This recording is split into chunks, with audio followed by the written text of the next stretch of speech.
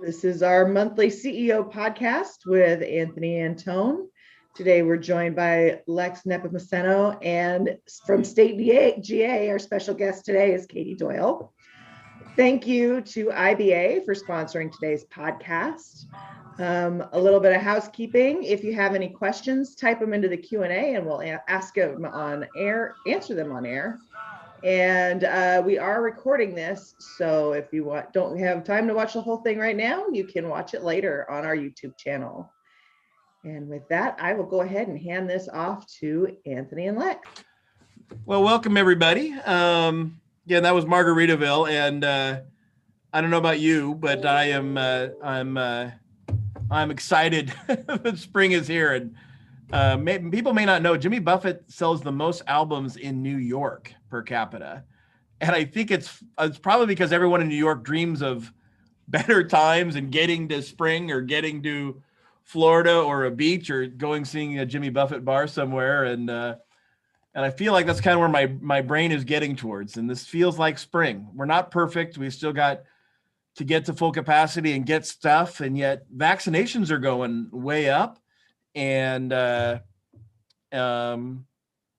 generally things are moving in good directions. And hell, California announced yesterday that they're going to fully open on June 15th, if I understood the announcement right.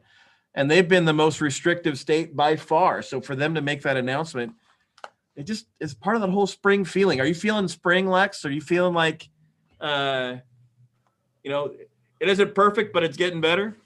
The Zags winning would have made it better. But, absolutely. But it definitely feels like spring.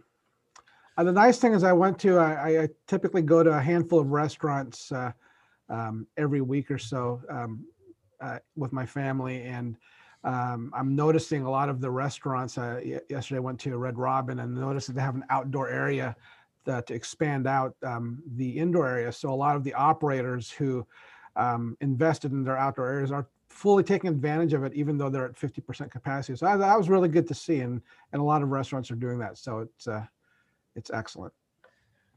And we got, by the way, I'm really excited. We got Katie Doyle with us today. If you haven't met Katie Doyle after today, you're probably be like, why doesn't she host the CEO podcast from right now? And let's get Anthony out of there. Katie, you specialize in all things liquor and alcohol. I don't know if you dreamed of doing that when you're growing up, but you've just been amazing. So welcome to the podcast today. Thank you. And we get a little later in the podcast, we'll be talking about what's going on with alcohol, liquor control board, and other things our members should be aware of. But how about you? Are you feeling like in your world, like better things are around the corner compared to the doom and gloom we might have felt in November? Yeah, I think in the end of April, when session ends on the 25th and we sine die, the state government affairs team is going to breathe a huge sigh of relief. It'll have been a year and a half of nonstop working for this team, and we are all ready to actually be able to get out of our homes and off of Zoom and be slightly more normal people again. That'll be good. That'll feel really good. For those who don't speak legislative, sine die doesn't mean that my heart finally gives up, does it? Sine die is the just end of this legislative session. This was a long one, so 105-day session, and it's felt probably like 210 days, so double the time that it's actually been because of the virtual world that we're in right now. Very good. Well, welcome everyone to the podcast. I think we've kind of given everyone some time to get in and join us today. A couple of just housekeeping things. I know all of you or many of you have my cell phone. Don't text me the questions for the podcast during my cell phone. I'm trying to really not look at that. Lisa's going to be the facilitator of all your questions. Please put them in chat. And as we kind of hit breaks along the way, we'll check in with Lisa to keep track of your questions and make sure we can answer every question we can. If you are listening on or watching on YouTube or in your car later and you want to ask a question, Lisa, for those who are following up later or even just want a good way to contact us, can you drop or tell them the email that they can send to? I will do both. It is podcast@wahospitality.org. Fantastic. So we're actually growing each week on our podcast and hopefully learning to get better at this as we go. I want to highlight a couple of the big wins and challenges of the past month and talk a little bit about a couple of things we see in front of us immediately before we jump into our conversation with Katie. The highlight I think we're working on right now is everyone's triple P. The new triple P should be moving forward, and hopefully everyone has their application in and moving. There was a pause for many for 3 weeks, but that's been lifted. And so hopefully everyone's questions on triple P has been answered and we are moving forward. And then the Working Washington 4 grant wraps up this week. This week, folks. So you need to get your application in. We already have about 60% of full service restaurants have already applied for the triple P grant, which means 40% of you have not on the full service side. And many of the quick service and lodging folks, I think, on the Working Washington 4 grants can still apply. So, Lex, what are the most common questions you're getting in COM on Working Washington 4 grants? Are you hearing much about it, or what's been the most, is there any resource on our website that they can check out if they have questions? Yeah, if they go to hub.wahospitality.org, they'll be able to find information. We are constantly monitoring that. Also, if you have questions in regards to it, and if you need some guidance, I know our territory managers throughout the state are always open to your phone calls. So if you have any questions and need a little bit of hand holding in regards to different steps, they could point you in the right direction. But we also do have this on our website, so readily available. Perfect. And I see that Jillian's put in the direct link to more information as well. Other highlight wins, Katie. Well, we have the advantage of having you here, and as a member of the lobbying team, what's been kind of your highlights of session so far of the past month? What operators should know or really take pride that their association's working on?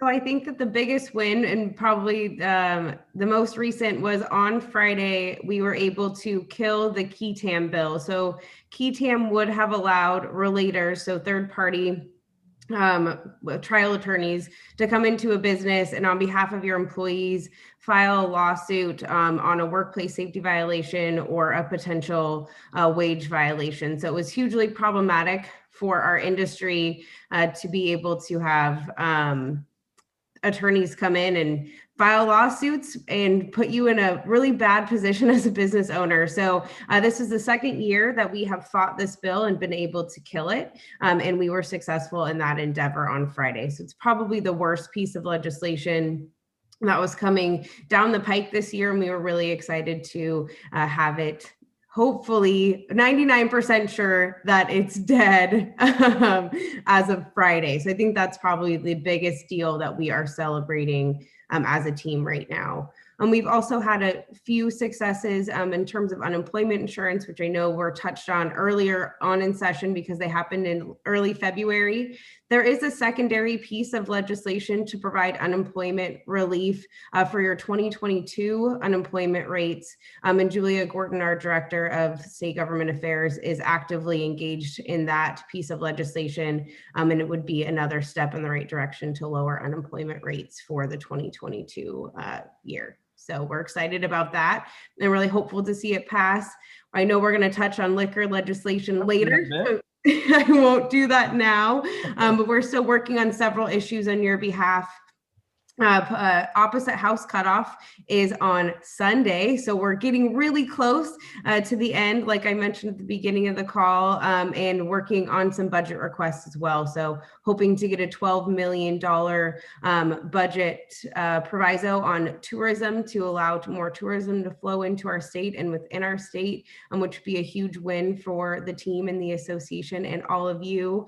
And we'll just continue to keep you updated. The teams I don't think ever worked harder during a legislative session. The virtual challenges have been real. The lack of transparency has unfortunately reared its ugly head, and we've done our absolute best. And I think we've provided a lot of success this session. So we're excited to wrap up the session with more wins.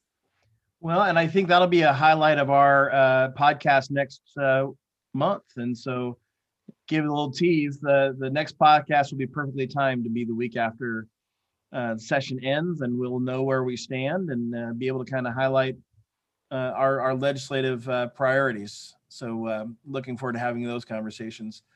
The other thing, I don't know anybody else, I'm wearing a long sleeve shirt, but underneath there's a Band-Aid from getting a vaccination shot.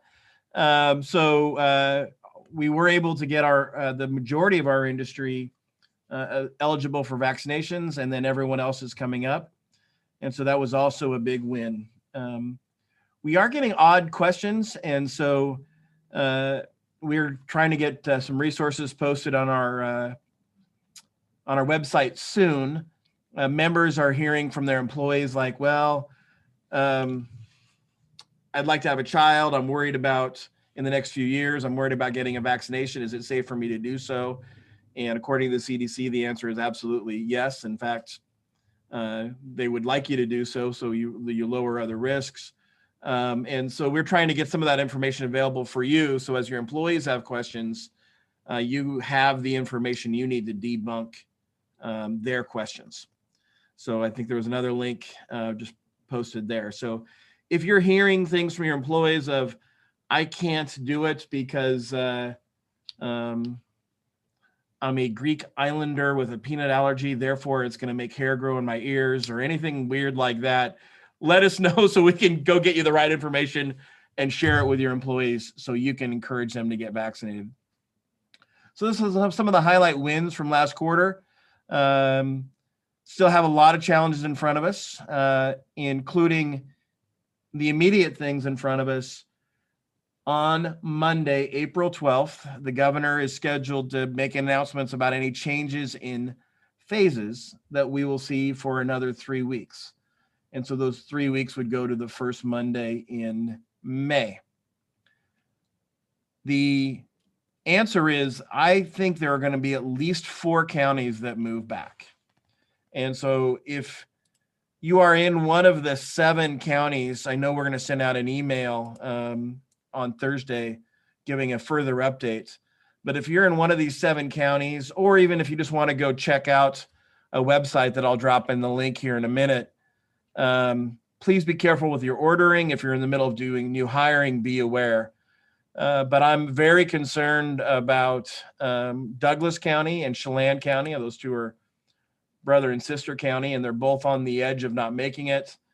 I'm very, very worried about Cowlitz, Pierce, and Yakima. I think they're going to really need good weeks and good data clearing for them to not roll back to phase 2. And there's a couple of others that I honestly just can't predict right now. They're on the edge, and they could go either way. And that includes Kittitas County, that's where Ellensburg is, and Whitman County, where Pullman, Washington is, and Spokane County. So those are the ones that are on my list to watch. But numbers can change quickly. So it doesn't mean that they're all doomed, and it doesn't mean that others won't come on. At this point, the governor does intend to follow through with, if you're failing your metrics, to move you back to phase 2, which would be 25%. We can only move a county 1 phase at a time, so it can't move all the way back to close, no matter how bad it is. So this rollback, if you're in one of those counties, would be from phase 3 at 50% to phase 2 at 25%. No, there won't be an announcement about phase 4. That conversation is starting, but there's really no good developments. And the question is, because vaccinations are relatively telling the best story of the year so far, and vaccination rates continue to exceed expectations, does there need to be a phase 4? And do we do something like California and just say, let's set vaccination target dates and then be out of this by June 15th? Or do we need an intermediate step? And what would that look like? So those are conversations that have started, but they're not conversations that will have any fruit by Monday. So that's kind of where we're at on phasing. Lex, were there any questions or Lisa that have popped up on that one before I move on to RRF really quick? Not yet, no.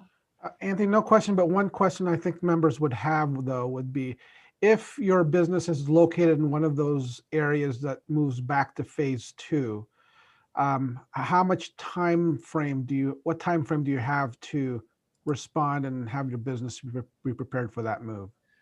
So if you're in a county that rolls back to phase 2, we will know for sure April 12th, which is a Monday, and we'll know around, depending on where, if they don't get delayed on their data, my guess it'll be part of his press conference at 3:00. Is typically when those get scheduled, and it would take effect on the 16th of April.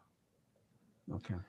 And so there would be roughly 4 days. And so that's why I'd like to get warnings out to people this week. So if you have any product that you order 2 weeks in advance, or you're just about to hire 10 new staff because of increased volume, you can do so in a transparent way. You would be stuck in phase 2 for 3 weeks. And if you stay in phase 3, you're okay for another 3 weeks. And so that next announcement then would be May 3rd. That was me leaning over my calendar if you're watching online. Where the hell did Anthony go? And so May 3rd would be the next announcement, and what you could be secure for between now and then. All right, we do have a question from the chat.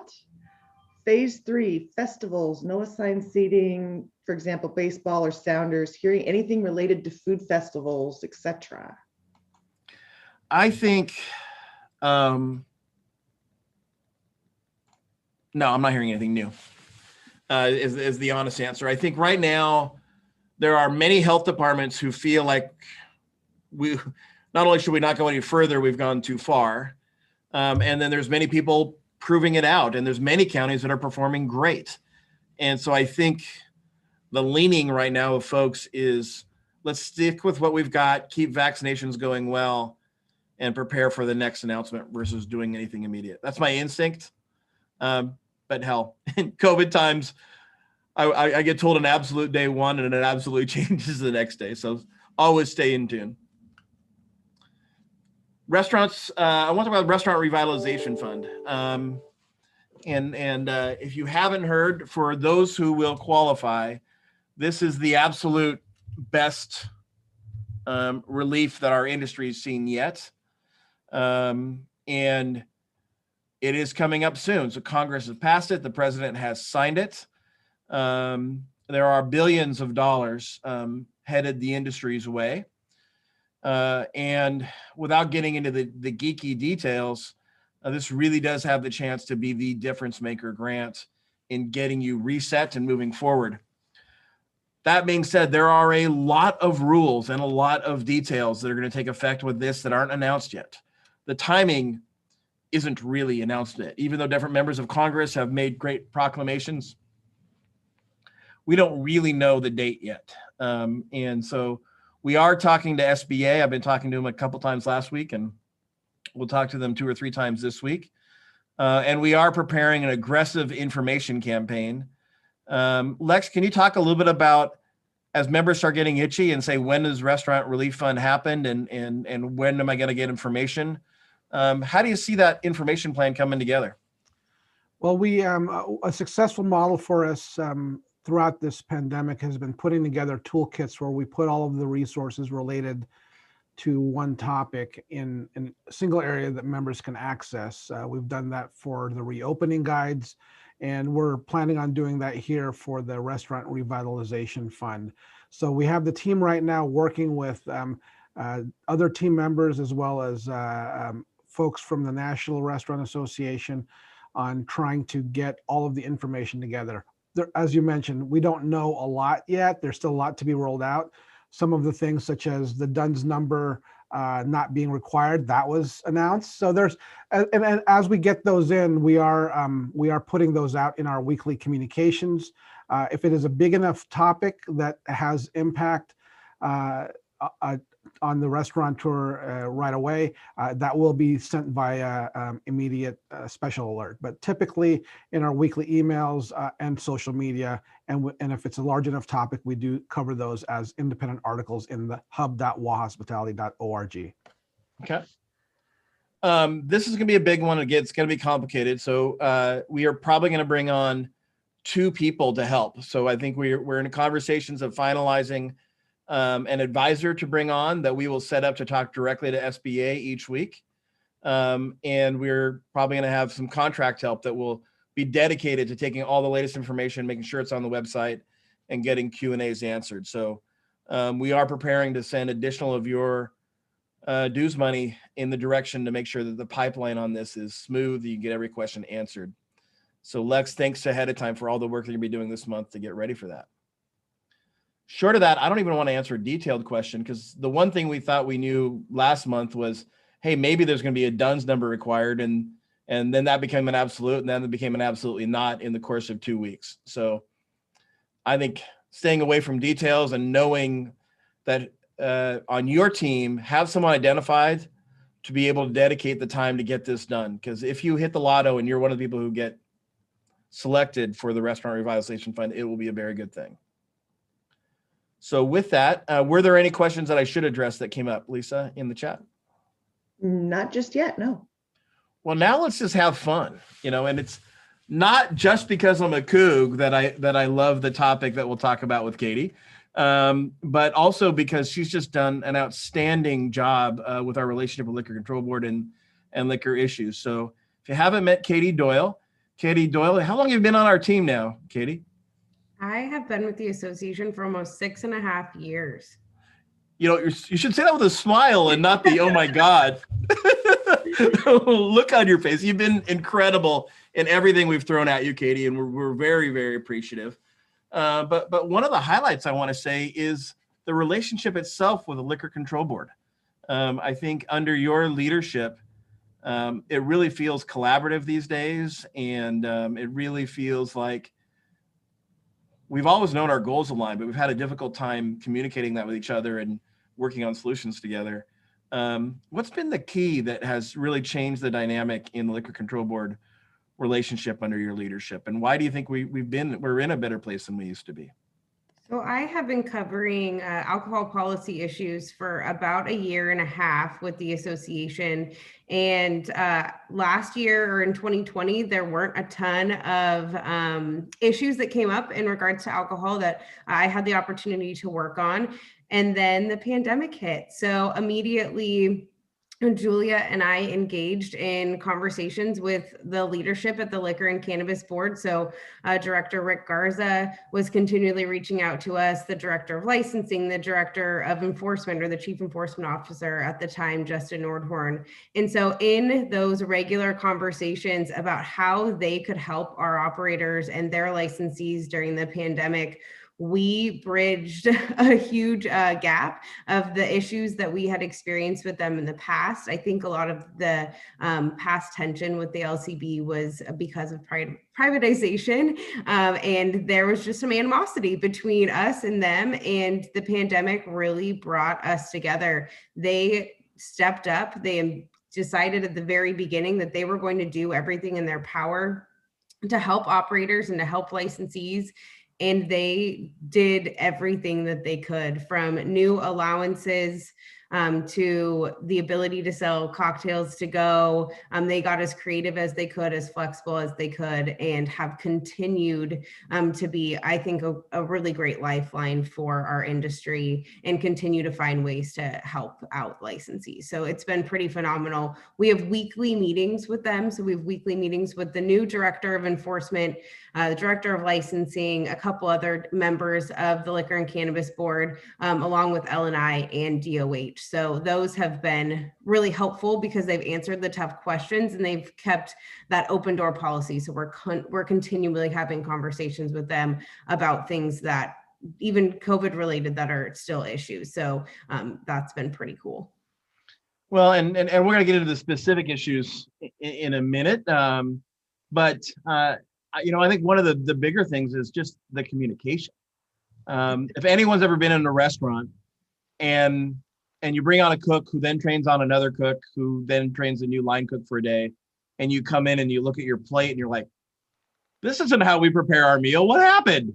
Liquor Control Board's not immune to that, right? We all have, the home office, the regionals, the new officers and the new officer training, and you have the monkey line and a change. So you can get miscommunication or a misunderstanding of the rules. Katie, I think one of the things I've noticed in email exchanges and just calls I've got saying, oh my God, Katie's a godsend, is the ability just to clarify what is, not even to change what is. As members are having issues, how would they, let me give you a specific example, and then how should they bring these forward? I noticed there was in one county, a new officer who was saying the distance of the plexiglass between booths had to be X high. And we're going to write up the operations for it. And we knew the number was, what is the number, by the way? Is it 6 feet from the ground? It is standing height. So whatever that Standing height. means. And so I think that that's a great example because it shows you that an officer may interpret that in a different way than your officer in the next county over. And so being able to raise those kinds of issues has been really helpful. Well, and they've been great in saying great information. Let's get it back down to the, not back down, but across the system altogether. And you've been great and able to do it in a way that hasn't been threatening and makes it feel team oriented. So yeah, I think if you have had an issue like that, if you've had an issue with your enforcement officer or just feel frustrated, like they're continually questioning your ability to interpret the guidance or the restrictions, that you should reach out to the association or to me specifically, because we are a resource. We can elevate the issue. And a lot of times it's just a very simple misunderstanding that a team captain at the LCB did not properly relay information to their lower level enforcement officers that you're dealing with. And they are more than happy to correct the issue. And I have built several relationships with captains. So if I don't necessarily need to go to the director of enforcement, I can go to a direct captain because I know which area they oversee and help you out that way. So don't hesitate to use us. This is why we exist and why you pay the GA team to do this work. well, it's just been fun to actually see it happen live and have it be so meaningful to so many people. So let's talk about a couple of the highlights from before session started. Many of the rules changed. What do you have any personal points of pride that you're like, yeah, this one, 20 years from now, when you're sitting back having a margarita, like the song was talking about when we started the podcast, and you're thinking about this era that are going to stand out for you as big accomplishments for you and the association in getting the Liquor Control Board to relax or do the rules differently? I will be very honest. I'm super terrible at taking credit for things. I believe that we all work so collaboratively, and so many of the things that happened in the LCB allowances that were created at the beginning of the pandemic actually were done through the help of members and lawmakers. So we did a couple grassroots campaigns to get spirits to go in the beginning. So we wrote a letter just so that people could get rid of inventory. So that was a huge deal. It wasn't even about cocktails. It was, I have several bottles of vodka on my shelf. We don't know when we're reopening. How can I sell these to guests with to-go food? And so that was a huge accomplishment really early on. So that happened in late April of last year. And then within a month, with more pressure from lawmakers like Representative Peterson up in the Mukilteo Edmonds area has a cheese and wine shop and just felt passionate that his fellow operators in that area should be able to sell cocktails to go. Mayor Woodards in Tacoma was really passionate about the issue and continued to put pressure on the LCB and the governor's office. And then we wrote another letter and said, hey, spirits to go has been great, but we need to be able to sell cocktails because that is the highest margin in our business. And selling a bottle of vodka for $20 isn't helpful to me. I need to be able to sell 10, 20, 30 drinks off of that bottle of vodka. So how can we make this possible? And what guidelines can you put in place so that we can do this? And so I think to the sheer shock and surprise of our team, lawmakers, probably all of you, we made Cocktails to Go happen. And it's been in place for almost a year now with very, very little issues. And so I think looking back at the pandemic and at my, work in alcohol policy, being able to do that still feels a little bit surreal, and hopefully making it permanent will be a huge accomplishment. So let's stick with that, because on last week I was measuring distance between tables at 30 different restaurants in Pierce County, trying to figure out what phase 4 could look like. And I heard once, very specific, I heard it multiple times, but there's a story that stuck with me, who said the change in getting spirits to go literally saved my business that would have otherwise closed in a particular month. There was a month the cash flow was not there, and their push on that kept them alive one more month. So you literally saved a business, Katie, and all that work and everyone who worked with you. What's the future of that issue? Did the legislature, what did they pass this session, or have they passed anything this session? And if people are looking at it as a longer term part of their business, what does your crystal ball tell you?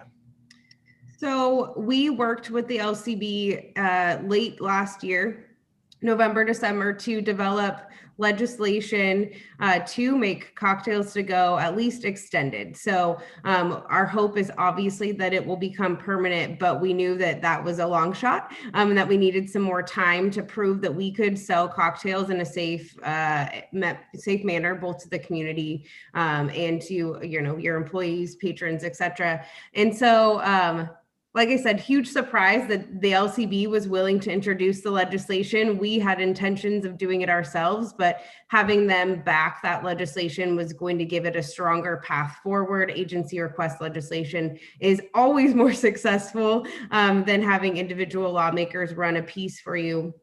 So they introduced two bills, a companion bill that worked its way through the process. That bill does allow spirit or cocktails to go. So it eliminates your ability to sell a full bottle of spirits, which is currently allowed, but once the law is implemented, will no longer be allowed. Spirits, full bottles of spirits were removed because of the tax parity that it creates. So currently you can sell a bottle of spirits without remitting the spirits or liter tax, but grocery stores, liquor stores, et cetera, cannot do that, which is problematic. So we did remove the provision that you would be able to sell full bottles of spirits, but you can still sell your cocktail and cocktail kits. So mini bottles of spirits with, you know, your signature mixer at a restaurant, which is huge. And those mini bottles do have a tax exemption through 2023, along with the privilege of selling cocktails to go, which is also through July 1st of 2023. I think one of the best parts about that piece of legislation is that it includes a study to look at all of the allowances that the LCB has created, but really specifically this cocktails to go allowance, and say, hey, is this working? Are we seeing more access to alcohol for minors, which is one of their big public safety issues and something that they fight? Are we seeing increases in drinking and driving, where someone has a cocktail in their to-go cup holder in their car versus in their trunk where it's supposed to be? They're going to be asking all of you, how is this working for you? How is this bolstered sales? What does your to-go business look like in the future? Knowing that to-go is probably something that we're going to continue to do. And so I think that study creates for us a huge opportunity to make this permanent, because I think we're going to see really positive feedback from that survey. The LCB will have to report to the legislature at the end of next year. So the study will run through 2022 with a report back to the governor and the legislature at the end of next year. And then we'll make decisions in 2023, what kind of legislation will be run to make this permanent. And I think as you're seeing a national shift to cocktails to go, it also bolsters our ability to have this be long-term in our state as well. So Katie, a couple of quick clarifications I get often when I talk to operators. Bottles of wine to go. How does that fit in, and what has either changed, or what can they do as of, I'll say June 1, I don't know why June 1, but what can they do now, and what will they be able to continue to do as far as bottles of wine to go? So beer, cans of beer and bottles of wine, along with growlers, are included in the allowance that was created through the pandemic. So you can do all of those things now and continue to do them through July of 2023. They did also, or we did, I guess, along with the Wine Institute, include the ability in this legislation to sell a glass of wine to go. So you could package a single glass or maybe two glasses, because someone doesn't want a whole bottle, in a similar container that you would a cocktail, so a mason jar, something creative, and give you a little bit more flexibility in selling single beverages instead of having to sell a full bottle of wine. Okay, and that's good, because now I know the advice I'm giving people is still good. I still see too many people not treating their to-go sales like they do table sales. And Katie, you and I are both former servers. I think you've been bartending for a while like I did. Upselling is key, right? And so if you have someone on the phone saying, here's your favorite Washington white that goes with our pasta dish, would you like to try a bottle? Or even having prompts on your to-go menu to say, I see you've ordered this. We're doing a special Washington wine, which goes great with, or a Washington cider. I'm just picking on Washington because I'm a local person, that goes great with this sandwich. Would you like to try it? I'd love to see the industry. I mean, every sale counts, right? We all know that every upsale is meaningful and that training of that moves forward. So I'm hoping people take this opportunity to train their teams and to do the to-go side to do this right. And so, and move forward from there. The other piece, and I heard you say, and this goes similar to some other things we've talked about during the pandemic, this is going to prove it or lose it situation. So if we see abuse in this area, not we, Liquor Control Board and the legislature sees abuse in this area, we're not going to get it renewed in 2023. So if this is really a part of your business you're excited about, please help us be great at it. Because if there are lots of examples of people not being really fantastic in their management of this, your job to get this renewed in 2023 is going to be really difficult. Is that a fair statement, Katie? Yeah, I mean, just in the passage of 1480, there were questions from lawmakers on the floor of the Senate saying, I am hearing stories in my district of children, so teenagers, being able to go online at a restaurant, purchase alcohol with their meal to go, and get it delivered to them. You know, obviously delivery can only be done through you personally. And we immediately threw up red flags and said, no way in hell is that possible. Like, our operators know how to check an ID. They would never do that. Their employees all have mask permits. They're trained to check IDs. This isn't happening, but the stories exist. And so I think that we have to be extremely aware and just making sure that, I think that access for minors is probably the number one public safety issue that they're looking at in conjunction with this piece of legislation. And so being extremely vigilant in that double check of an ID and in who's picking up food, or if you do have the ability to deliver, that you are physically looking at IDs and getting signatures and all of that kind of stuff, because they will find the 2 or 3 examples and then use them and yell them. They'll kill us with them. Yeah, exactly. I mean, that's about, they'll find one example out of a million, yeah, and then we'll spend our entire session trying to get 300 million examples of why the one doesn't matter. But please be diligent. Please make Katie's job longer. I do think this could be a great part of our industry moving forward. Katie, what else is happening this session, has happened this session that members should be aware of that has passed?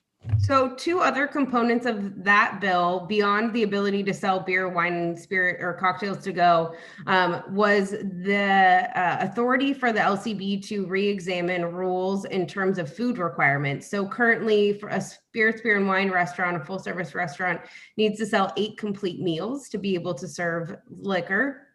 And they are looking to reevaluate that. They've made several relaxations of those rules through COVID. The current meal requirements are 4 instead of 8. So I think we're going to see some permanent changes in the amount of meals that you need to serve to be able to continue to serve spirits. So I think that'll be a huge win, and we'll be engaged in that rulemaking process. And the Liquor and Cannabis Board is also looking at ways to continue to make your outdoor spaces more flexible. And they'll be reevaluating all of the rules that engage in outdoor service areas to give you more flexibility, because we do think that outdoor spaces are going to also become the norm, and the LCB is preparing to make that easier for you.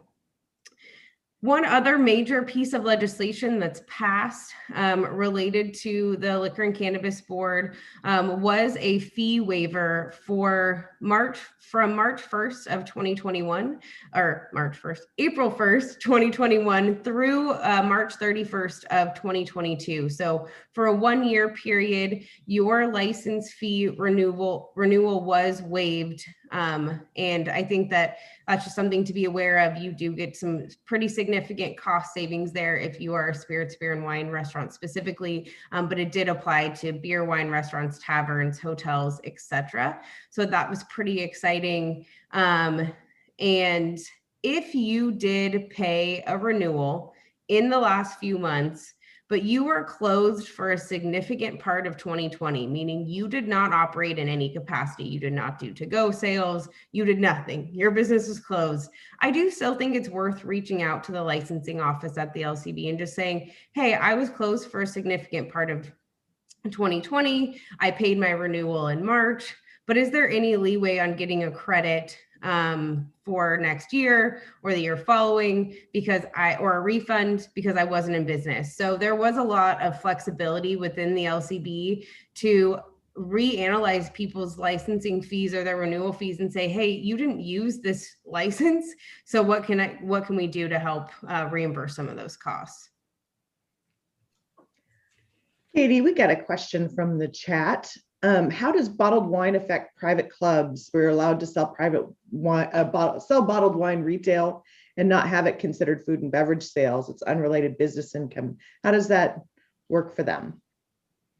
So, Amy, I think that you can continue to do that and it wouldn't have any impact. I haven't actually looked at the allowances for private clubs and if you were able to do any of the stuff that a spirits, beer, and wine restaurant was able to do. So I cannot specifically answer that question, but would be happy to take it offline and get some answers for you. So if they can email an answer to get back to the email that Lisa's dropped in the box, we'll follow up. Once again, that's podcast@wahospitality.org. Katie, any other pieces of legislation this session that have passed that you want to give people a heads up on the liquor front? Yeah, not that have passed, but we are still hoping to pass House Bill 1359, which we helped introduce, which would reduce license fees for the remainder of 2022 and all of 2023 for any license associated with spirits by 50%. So if you currently pay a $2,000 license fee, this bill would have reduced it by 50%, bring it down to $1,000 for the remainder of 2022 and all of 2023. Unfortunately, that bill, while it passed the House, I believe 95-3, was not heard in the Senate, but it is included in the House budget, so that it could end up popping up towards the end of session and make it in the combined operating budget. Great. So that's what we've gone, what happened and what just happened. Let's talk about a little bit what's going to come up next. What do you anticipate being your top conversation, if you can even imagine a time past Sine Die? But come June 1, what do you anticipate the focus of conversations with the Liquor Control Board and our industry to be this summer?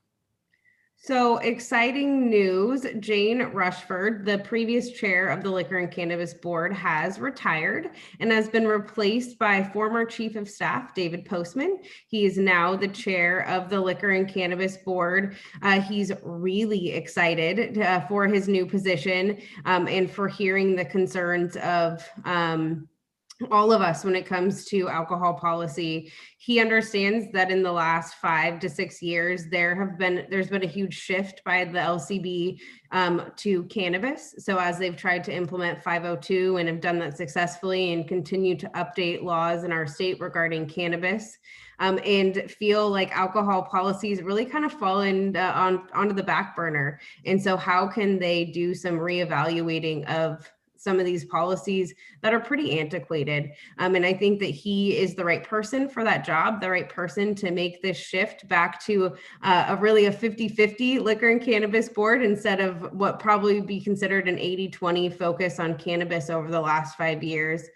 And one of the things I'm most excited about that they are promising to evaluate is why spirits are treated so much differently than beer and wine. So you see that, difference in how they're treated in just license fees alone. So anyone with a spirits license is paying a minimum $800, where a beer wine restaurant license is only $400 and a tavern license is only $200. So why are these fees so astronomical compared to those that are just serving beer or wine. Why was cocktails to go this big issue, and why was there opposition to it when people don't have an issue with the sale of growlers or bottles of wine to go and never have at a restaurant? That's not been a contentious issue. So why do we see this huge shift in the way of thinking between spirits and beer and wine? So I think that having a chair of a board that's willing to say, let's look at this and really do a deep dive onto why we treat these things so differently will be a really fun board to be a part of and to participate in, and just hopefully start to make some changes to make all of our lives a little bit easier. And I think that we are on a positive path forward to seeing some differences in the LCB. Cool. One question I think we're going to get a lot is, we're not going to be out of this thing in May, and we'll have to see how June and July go as far as being completely out.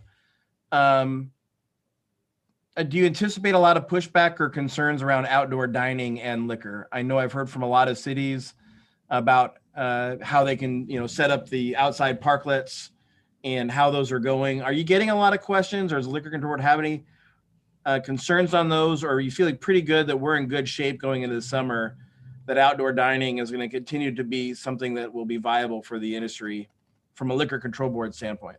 The Liquor and Cannabis Board has been great in terms of outdoor service areas. I think that where we'll hopefully see the most help for operators is in the city structure. So having cities like Bellingham and Everett decide to close streets to allow for more flexible outdoor dining. And I think we're going to continue to see that shift this year, because we know that a lot of guests are still more comfortable eating outside, and we're Washingtonians. We don't care. We're happy to sit outside no matter what. And so I think that hopefully locals take the same, local jurisdictions take the same approach that they did last year and really evaluate, if I shut this street down, what impact does it have on travel for my city, and what impact does it have on my local businesses that are still struggling? And they're having these conversations now. We've been engaged in some of these conversations, and the LCB's been pretty cool about allowing these things to happen. Well, and that's great. So I would encourage, and I share your sentiment. I would, if outdoor dining has been a good feasible part of your business, and hopefully we have a nice summer, to start talking to your chamber, and then via the chamber talking about in your community about how you take advantage of the sentiment and where we're at, and move that forward for really hopefully, man, wouldn't it be great to have a strong summer? I think we could all use that. As questions develop, Katie, is it okay for them to reach out to you and shoot questions of, hey, we're trying to do this in our community, and how can we do this in our community? Do you feel comfortable in taking those kind of questions as we go? Absolutely. And I have continued to participate and have participated in a couple local restaurant groups where you do see chamber and local elected official engagement, which has been really helpful in creating some of these, extra outdoor service areas. And so, yeah, send them my way. Our local team is pretty fantastic, and we are always willing to contact the city officials directly for you and say, hey, let's look at this, get creative with your neighboring restaurants and see what can be done in your local jurisdiction to provide more flexible outdoor spaces. Awesome.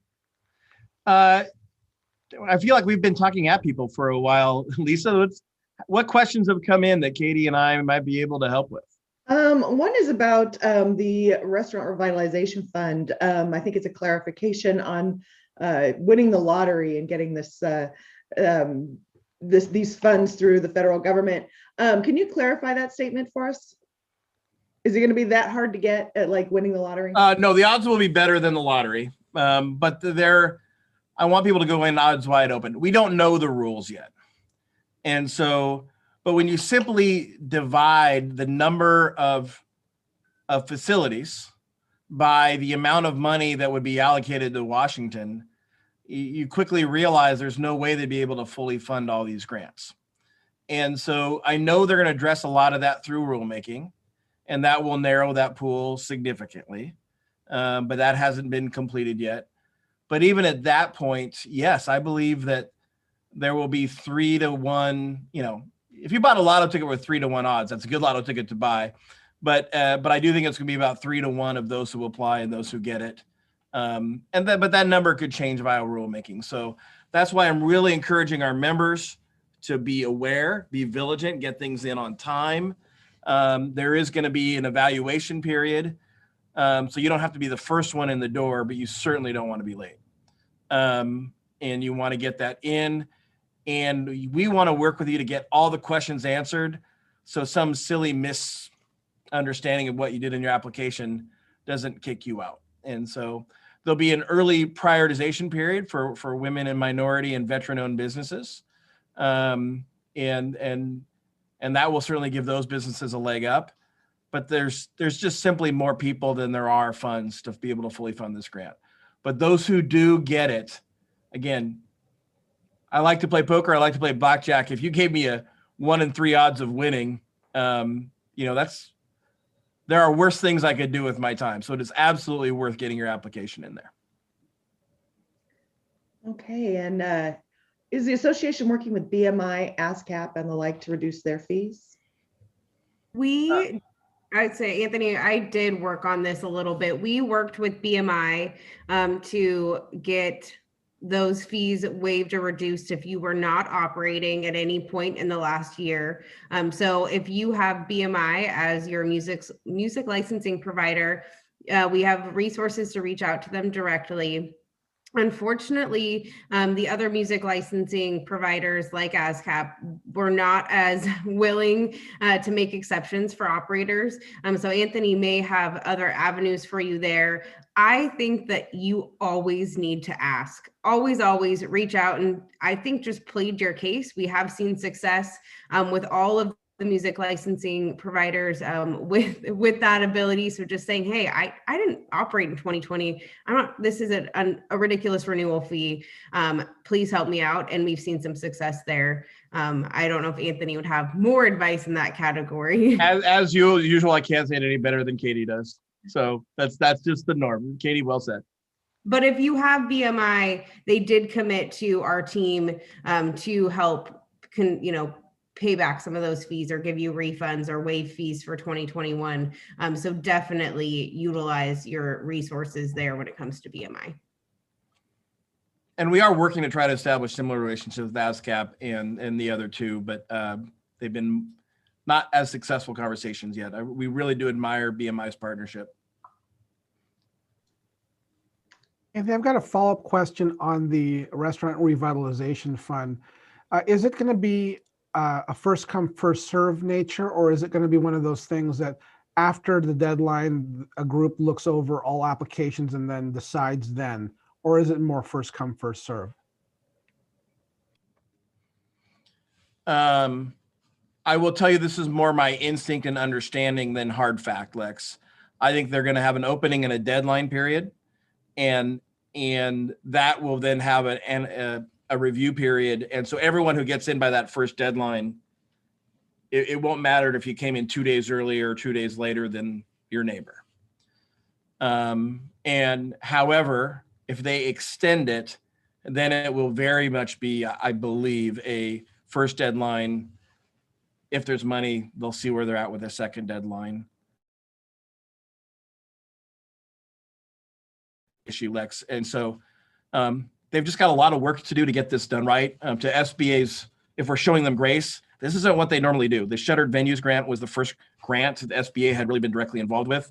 This will be much larger and much more complicated, and they're going to have to learn along the way. So I'm going to say, rather than calling it fact, I'm going to say my understanding is be ready to go, get all your questions answered. I love many of you, but you always try to do these things last minute. Don't do this one last minute, because if you find out you're missing one bit of information or the website crashes or you can't upload, I would hate for you to miss out on this one. This is a good one. Did I answer your question, Lex? Yes, thank you.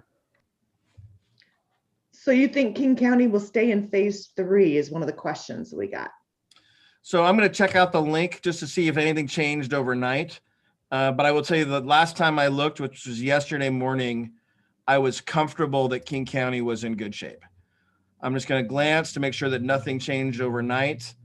which will just take me 1 second. I know like watching this and is like paint dry, but currently King County is at 159 cases and they're projected to be on the deadline at 189. So they have to be below 200. And so right now, I think King County is projecting to be still in phase 2. Still in phase 3 the day of. If I look at hospitalizations, their peak point is 4 and they have to be below 5. And actually the trend line then comes back down. So I'm feeling okay about King County. Again, we've learned through COVID that a misunderstanding or a typo or things can change the numbers dramatically, but they're not among my 7 counties that I'm actively losing sleep over. Okay, and then one last question. It is 10:55. Really quick hour with you guys.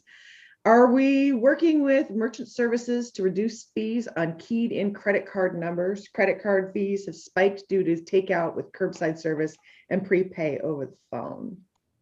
I am hoping that you are working with our credit card processors, and we have a lot of things in the mix. So if you're not and you want to get a quote, please put that information, please email us and say, can I talk to, we have a person on staff that is dedicated to making sure that you get good information on credit cards and credit card processing. So if you'd like to talk to them and learn what's going on, email what Lisa's put in the chat and we'll have them follow up with you.